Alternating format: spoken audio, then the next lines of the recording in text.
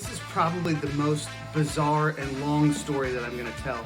It goes way back to when I was in college, and I was at a wedding for a good friend of mine, my friend Josh, that I wrote the song I Want to Know About. I was at his wedding in Michigan, and we were there for a couple days, and all my friends knew that my favorite band at the time was Sum 41.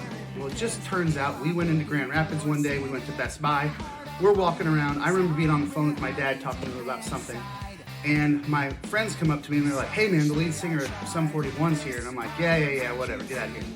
And so I just keep walking, and I'm talking to my dad, and all of a sudden I look up, I see Deryck from Sum 41, completely forget what I'm doing, just turned my phone off, put it in my pocket, walked over to see if it was actually him. It was. Went up to him, talked to him for a couple minutes. He had a big security card with him, so I couldn't get real close, but had this conversation with him of just kind of me being a fan and being like, "I love your music, you guys are awesome, I wish more bands were like you."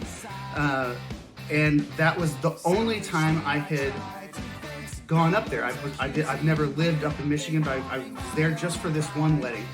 As crazy as this all turns out, the album that influenced this album was Sum 41's final album. So this story comes full circle.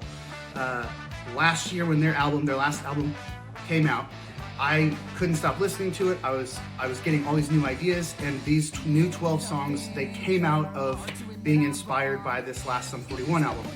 It also turns out that I wrote a song about my friend Josh, who passed away, and this is just, I didn't even realize the connection here, that story of going to his wedding and meeting the lead singer of Sum 41, and then all these years later being influenced by Sum 41 album to write these songs, including one about his life and his passing.